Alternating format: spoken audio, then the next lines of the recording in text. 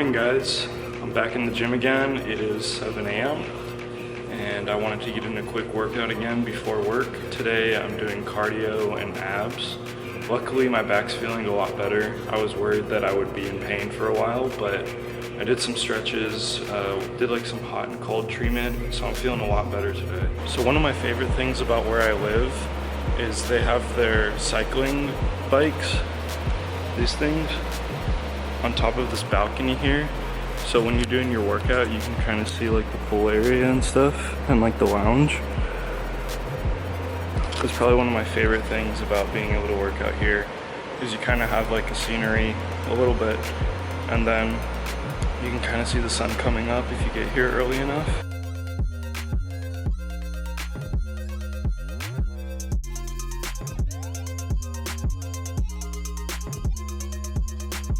So if you remember in the last vlog, I kind of talked about why I have Audible in a certain spot and then I moved to Spotify.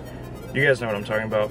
But I wanted to make a little recommendation for this book. It's called Make Your Mark, The Creative's Guide to Building a Business with Impact. And it's a super great book. It's more geared towards the digital side of things, but I'm assuming if you guys are following me, you probably know a little bit about the digital side, unless you just really enjoy my vlogging that much.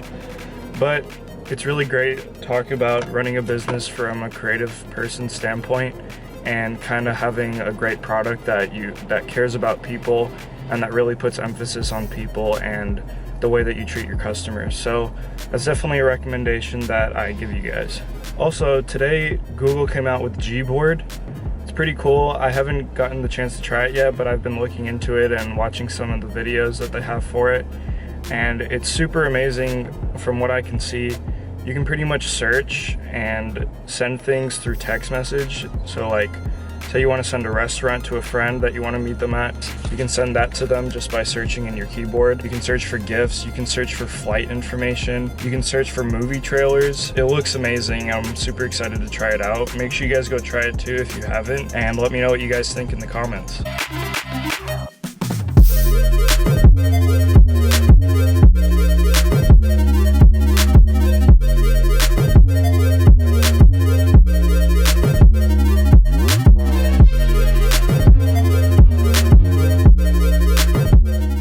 So I just got back home after being in the office since 9. It is 5:44 right now. I spent the first part of the day refreshing my memory with CSS, and I was getting kind of bored, so I decided to kind of jump ahead and start learning JavaScript. And learning JavaScript, if you don't know, pretty difficult if you haven't used any other programming languages before, which I haven't. So it was pretty difficult for me to try and learn that. I'm doing pretty okay, but it's just a lot of information to take in at once, especially since I've been doing it for almost like 6 hours today already. I think I'm gonna take a break from that, maybe work on my company that I'm starting that you guys know about.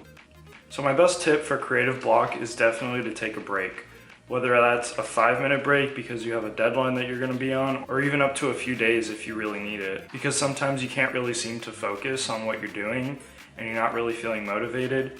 Obviously, like I said, if you're on a time crunch, you gotta do a little bit better at that because obviously you need to get the stuff done. So if you're on a time crunch, I recommend doing something small, like maybe going and grabbing dinner somewhere or taking a walk around your neighborhood or something.